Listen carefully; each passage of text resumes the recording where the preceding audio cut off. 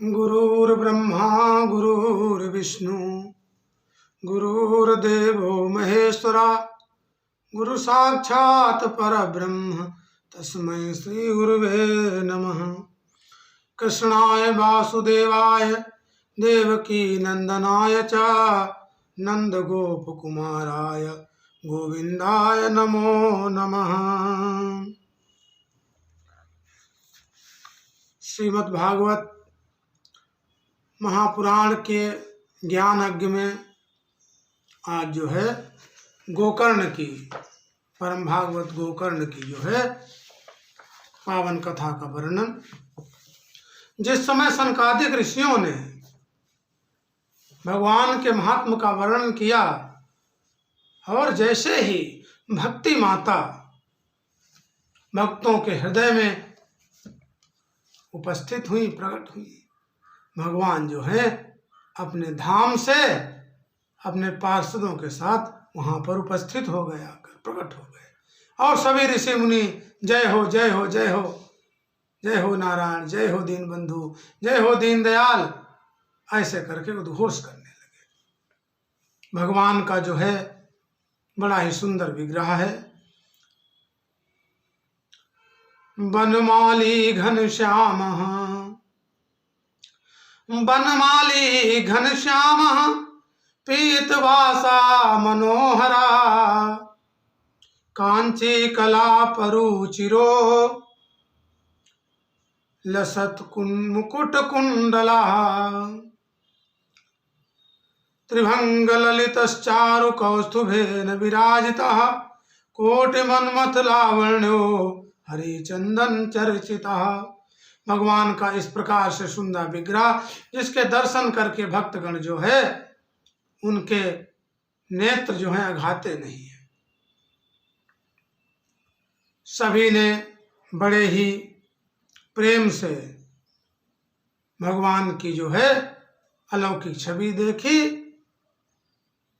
और वहां उपस्थित सभी ऋषि गुणी पशु पक्षी तक इतने भाव विभोर हो गए कि उन्हें अपने तन मन की सुध बुध न रही और वो भगवान को निहारने लगे। जब नारद जी ने इस प्रकार का दृश्य देखा तो सनकादिक ऋषियों से कहने लगे, हे भगवान, अभी आपने जो है भागवत कथा की महिमा का ही वर्णन किया और भगवान साक्षात प्रकट हो गए, तो हे भगवान इस कथा के बारे में और अधिक सुनने की हमारी इच्छा है। ये कथा किन किन पापियों को इस संसार सागर से तार देती है, ये भी आप हमें कृपा करके सुनाइए। सनकादि कहने लगे, ये मानवा पाप कृतस्तु सर्वदा सदा दुराचरारता विमार्गगाः क्रोधाग्निदग्धाः कुटिलाश्च कामिनः सप्ताह यज्ञेन कलौ पुनन्ति ते। जो बहुत ही कामी पुरुष हैं, क्रोधी हैं, उग्र स्वभाव के हैं, सदा ही कुमार्ग पर चलते रहते हैं, माँ बाप की निंदा करते हैं, गौ हत्या इत्यादि जिन्होंने किया है, वो ऐसे पापी भी इस कथा को सुनकर जो है वो इस भवसागर से पार हो जाते हैं। अब आप सभी जो है एक महान पापी की कथा सुनिए जो भगवान की श्रीमद् भागवत कथा के सप्ताह पारायण मात्र श्रवण से ही भगवान के धाम को प्राप्त हुआ। तुंगभद्रा नदी के किनारे एक ब्राह्मण रहा करते थे जिनका नाम था आत्मदेव। आत्मदेव बड़े संपन्न ब्राह्मण थे और बहुत ही खुश रहते थे। उनकी पत्नी का नाम धुंधुली था। पत्नी बड़ी सुंदर थी, कुलीन थी, परंतु धुंधुली में एक स्वभाव था, वो बड़ी जिद्दी स्वभाव की थी, खाने पीने की बड़ी शौकीन थी, श्रृंगार इत्यादि करना उन्हें बहुत अच्छा लगता था। कुछ समय के बाद जब अवस्था ढलती गई और आत्मदेव और धुंधुली को कोई पुत्र नहीं हुआ तो आत्मदेव बड़े चिंतित हो गए और एक दिन जो है घर से निकलकर जंगल में चले गए और उन्होंने विचार किया हम अपना आत्मदाह कर लेंगे, आत्महत्या कर लेंगे। बड़े प्यासे थे, पानी पिया और एक वृक्ष के नीचे बैठ गए। तब तक क्या देखते हैं, एक सन्यासी महात्मा आ जाते हैं। सन्यासी महात्मा ने उनसे पूछा कि हे ब्राह्मण देव, कथम रोदिषि विप्रम त्वम काते चिंतावलीयसी बद त्वम सत्वरम मह्यम स्वयस्य दुखस्य कारणम। हे विप्र, आप क्यों रो रहे हैं और आप हमें अपने दुख का कारण बताइए। तो आत्मदेव जी कहने लगे, भगवान हमारे कोई पुत्र नहीं है, हमारी गाय को भी बछड़ा नहीं होता है, हम जो फल लगाते हैं उनमें फल नहीं आते हैं, हमारे लगाए हुए पेड़ों में फल नहीं आते हैं, और अगर हम फल कहीं से खरीद के भी लाते हैं तो हमारे घर में आने से वो सड़ जाते हैं। हे भगवान, हे महात्मन, हे संत, आप हमारे ऊपर कृपा करके हमें पुत्र प्राप्त कराइए। सन्यासी कहने लगे कि तुम जो है संसार की वासना छोड़ दो और भगवान का भजन करो, तुम्हारे भाग्य में पुत्र सुख नहीं है। अब वो कहने लगे कि सभी आशाओं को छोड़कर जो सन्यासी है, जिसे वैराग्य है, भगवान से प्रेम है, वही सुखी है। ब्राह्मण देवता कहने लगे, नहीं भगवान, यदि आज आपने हमें पुत्र प्रदान नहीं किया, वरदान नहीं दिया, तो हम ही आपके सामने तड़प तड़प के अपने प्राण छोड़ देंगे। सन्यासी महात्मा सोचने लगे, जब ये अपने कर्म के साथ, अपने भाग्य के साथ हट करने को तैयार हैं तो चलो। उन्होंने एक फल दिया और कहा अपनी पत्नी खिला देना और शौचा आदि कर्मों को 1 साल तक उन्हें पूरा करना है। यदि उन्होंने किसी प्रकार से इसमें कोई भूल, कोई गलती नहीं होने दी तो उन्हें भगवत पुत्र प्राप्त होगा, और यदि ऐसा नहीं किया तो परिणाम इसके विपरीत हो जाएगा। महात्मा बड़े प्रसन्न होकर अपने घर आए और अपनी पत्नी धुंधली को बुलाया और कहा, प्रिय, ये फल हमें एक सन्यासी महात्मा ने दिया है और इस फल का प्रभाव ये रहेगा कि आप इसे खा लें, आपको पुत्र प्राप्ति होगी। और इतना कहकर वो किसी कार्यवश घर से बाहर चले गए। धुंधली विचार करने लगी कि जब मैं इस फल को खाऊंगी तो मेरे गर्भ होगा, गर्भ होगा तो मेरा पेट बढ़ेगा, मुझे चलने फिरने में समस्या होगी, मैं खा नहीं पाऊंगी जितना खाती हूँ, 4 घरों में बैठकर बातचीत करती हूँ, वो बतिया नहीं पाऊंगी। तो अपनी सखी से कहने लगी, सखी क्या करना चाहिए, मैं इस फल को नहीं खाना चाहती। देव योग से उसी दिन धुंधली की बहन जो थी वो उनके घर में आई तो अपनी बहन को भी पूरा वृत्तांत सुनाया। बहन ने कहा कि तुम चिंता मत करो, मैं गर्भ से हूँ और जो मेरे संतान होगी मैं तुम्हें दे दूंगी, तब तक तुम गर्भवती होने का ढोंग करती रहो और मैं उसके बाद में जो है बता दूंगी कि मेरा गर्भपात हो गया, आप मेरे पति को कुछ धन दे लेना, तो हमारा भी गरीबी में जीवन गुजर रहा है, थोड़ी हमें भी सहायता मिल जाएगी। धुंधली ने वैसा ही किया और अपने घर में रहने लगी और अपने पति को कह दिया कि मैं गर्भ से हूँ। भक्तों, कुछ समय के बाद धुंधली की बहन को एक पुत्र रत्न प्राप्त हुआ और उसने उस पुत्र को चुपके से लेकर अपनी बहन धुंधली को दे दिया। धुंधली ने ब्राह्मण देवता को बताया कि हमें पुत्र रत्न पैदा हुआ है, सारे गांव में आत्मदेव जी के पुत्र हुआ। हाँ, ये चर्चा होने लगी और सभी लोग खुशी से आत्मदेव को बधाई देने लगे। जात कर्म इत्यादि किए गए। 3 महीने के बाद अब धुंधली ने क्या किया, तो उस फल को तो खिला दिया था गाय को, उससे परीक्षा लेनी थी, तो जिस गाय को उन्होंने वो फल खिलाया था उसके भी एक पुत्र पैदा हुआ। वो पुत्र बड़ा ही सुंदर था, उसकी कांति अनोखी थी और उस पुत्र ने गाय के गर्भ से जन्म लिया था तो उसके गाय जैसे काम थे। पंडित आत्मदेव जी महाराज ने जो है उसका नाम गोकर्ण रखा। अब धुंधुली के पुत्र का नाम धुंधुकारी रखा गया और गाय के पुत्र का नाम गोकर्ण रखा गया।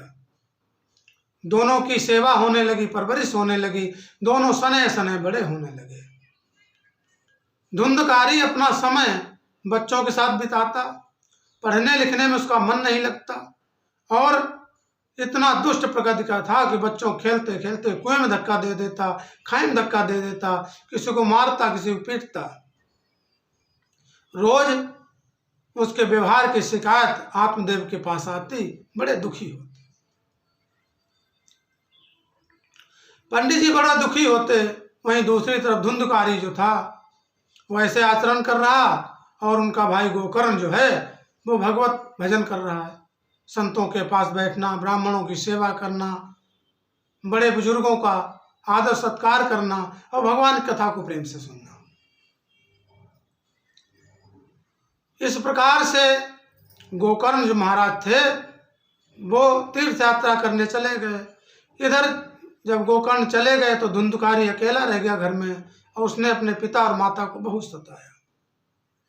जब आत्मदेव जी महाराज तीर्थ यात्रा से आए हुए अपने पुत्र के पास पहुंचे, कहने लगे, पुत्र गोकर्ण, मुझे बहुत कष्ट है बेटा। तुम्हारा भाई धुंधकारी ऐसे ऐसे कार्य करता है, ऐसे ऐसे दुष्ट कार्य करता है कि अब मुझसे नहीं देखा जाता। हे पुत्र, मुझे कुछ ऐसा उपाय बताओ जिससे मैं इन कष्टों से दूर हो जाऊं। गोकर्ण महाराज कहने लगे, हे पिताजी, आप जो है भगवान का भजन कीजिए। जिसके हृदय में वैराग्य है, जिसने संसार, पुत्र, स्त्री, धन, संपत्ति, परिवार आदि की आसक्ति छोड़ दी है, वही सुखी है। आप भी वन में जाकर भगवान का भजन कीजिए। इस प्रकार आत्मदेव जी वन को चले गए। एवं सुतोक्ति बसतो अपिग्रहं विहाय यातो वनम स्थिरमतिर्गतस्त्रिवर्षः। जब वो चले गए जंगल में, उनकी आयु भी 60 वर्ष की हो चुकी थी। युक्तो हरेर्न नुदितम परिचर्यासो श्री कृष्ण मापनियतम दशमस्य पाठात। और उनकी बुद्धि में जो थी बड़ी भगवान के लिए निष्ठा थी, वहीं रात दिन भगवान की सेवा करने से और नियम पूर्वक भगवान के 10वें स्कंद का पाठ करने से उन्होंने भगवान श्री कृष्ण को प्राप्त कर लिया, उनका उद्धार हो गया। इधर जो है गोकर्ण तो बाहर ही रहा करते थे। धुंधकारी ने पिता के घर से जाने के बाद अपनी माता को परेशान करना शुरू कर दिया और रोज वो धन की जो है उनसे इच्छा रखता, हमें इतना धन चाहिए, इतना धन चाहिए, इतना धन चाहिए। एक दिन जब धुंधुली के पास बिल्कुल धन नहीं रह गया तो बेचारी कहने लगी, बेटा हमारे पास तो कुछ नहीं बचा। धुंधकारी ने उन्हें बहुत पीटा और कह के गया कि शाम तक अगर हमें धन नहीं मिला तो शाम को तुम्हें जो है आग के अंगारों से जलाएंगे आके। जब वो घर से चला गया, धुंधली बड़ी दुखी हुई। ये परिणाम तो बंधुओं धुंधली के ही कर्मों का था। और धुंधली जो है भय से, डर से कुएं में गिर गई और उनकी मृत्यु हो गई। धुंधकारी अब तो बिल्कुल ही निरंकुश हो गया। उसने 5 वैश्याओं को अपने घर में रखा और उनके साथ रहने लगा। अब जब धन की आवश्यकता पड़ती, वैश्याओं को तो धन चाहिए, मुझसे धन के लिए कहती और वो जो है चोरी करके लाता। रात में चोरी करता, दिन में वैश्याओं को जो है उनकी इच्छित वस्तुएं ला ला कर देता। एक दिन वैश्याओं ने विचार किया कि ये तो आज नहीं तो कल पकड़ा ही जाएगा, राजा इसे प्राण दंड दे देंगे और हम भी पकड़ी जाएंगे, हमें भी दंड मिलेगा, क्यों न इसको समाप्त कर दिया जाए। वैश्याओं ने शाम को उसको बहुत खिलाया पिलाया, और जब वो सो गया तो उसे रस्सी से बांध दिया और गले में उसके रस्सी का फंदा डालकर उसे मारने की कोशिश करने लगी। परंतु इस प्रकार भी जब धुंधकारी के प्राण नहीं छूटे तो उन्होंने उसे आग के अंगारों से जलाया।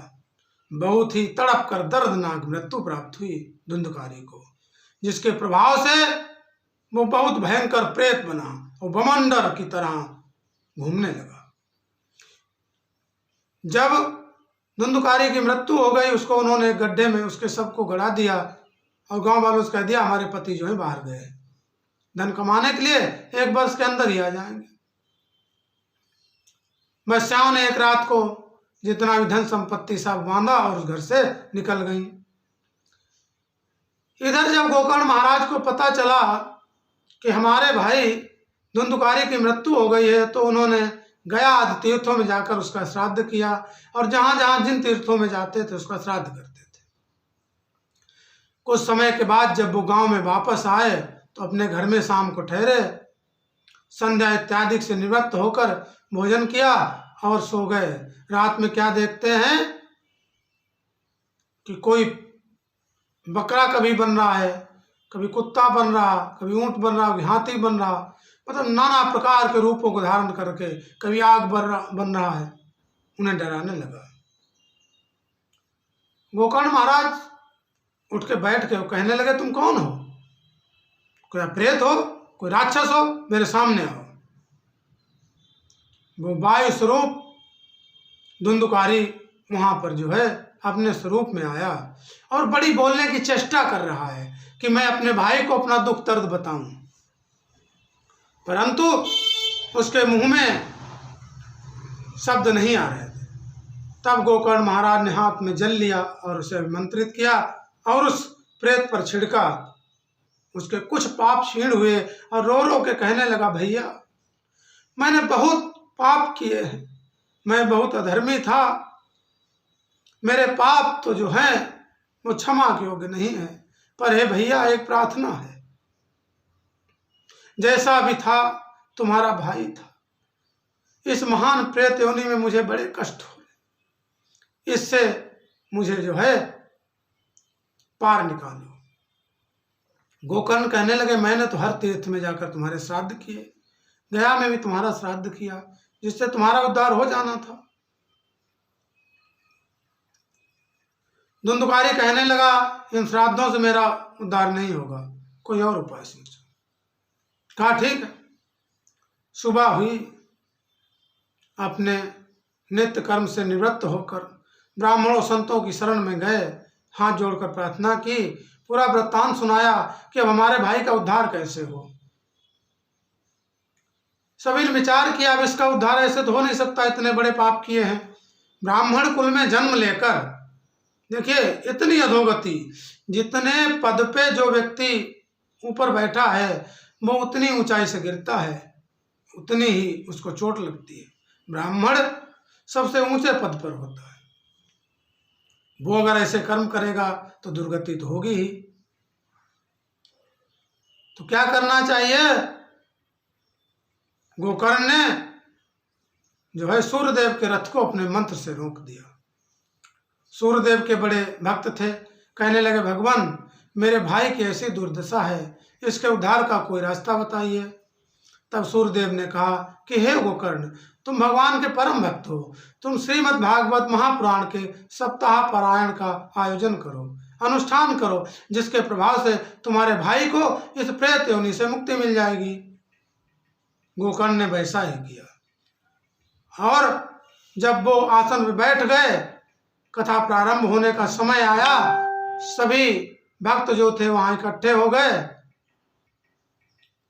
अब जो है कथा सुनने के लिए बहुत से संत ऋषि मुनि ग्रामवासी पशु पक्षी भी आ गए। जब धुंधकारी आया तो उसे बैठने को कहीं जगह नहीं मिल रही थी, तो उसको एक साथ गांठ के बांस को गाड़ दिया गया, कहा आप इसमें विराजमान हो, और भगवान कथा शुरू हो गई।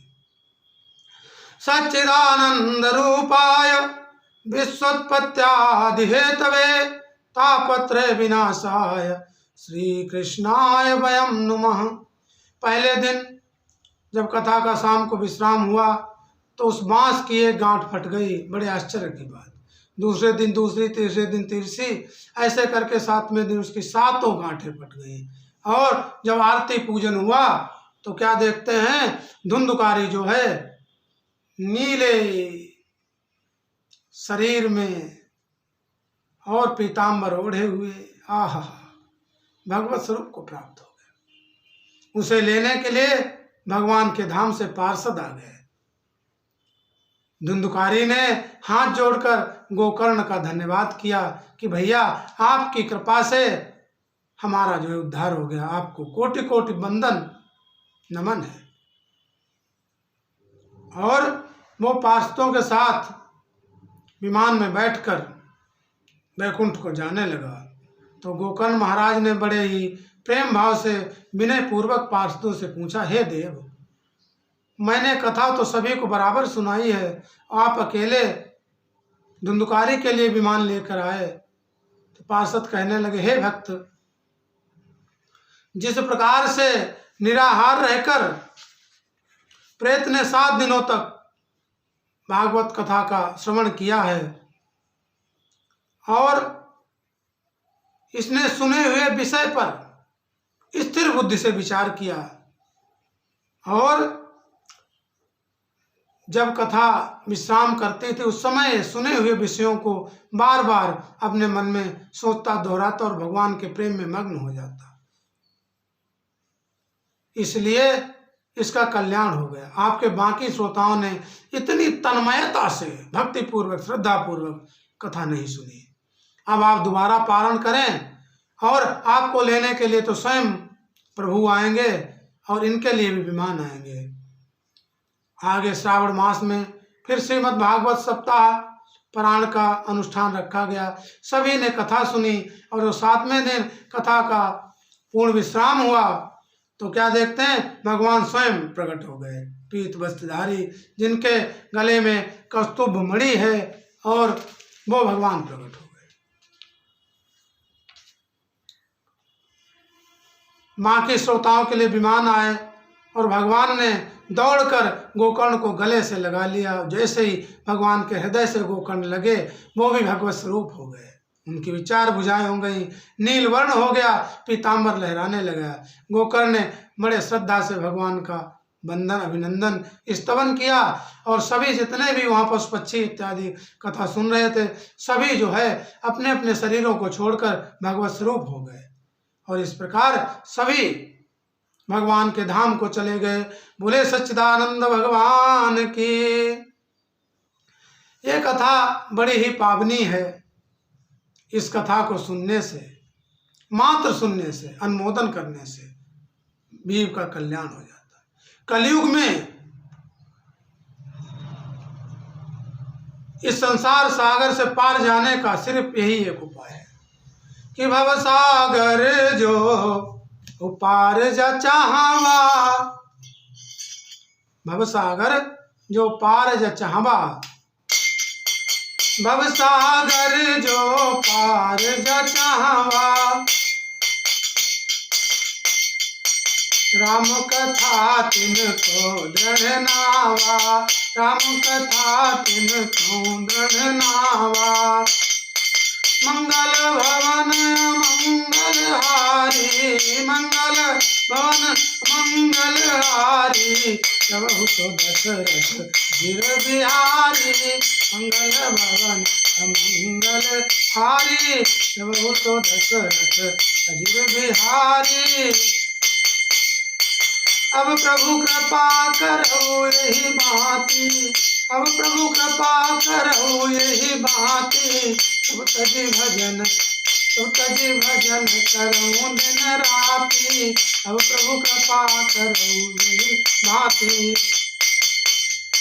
दीन दयाल बिरद समभारी, हे प्रभु दीन दयाल बिरद समभारी, हरनाथ मम संकट वारी, मंगल भवन मंगल हारी, जो दशरथ अजर बिहारी। जय जय श्री सीता राम।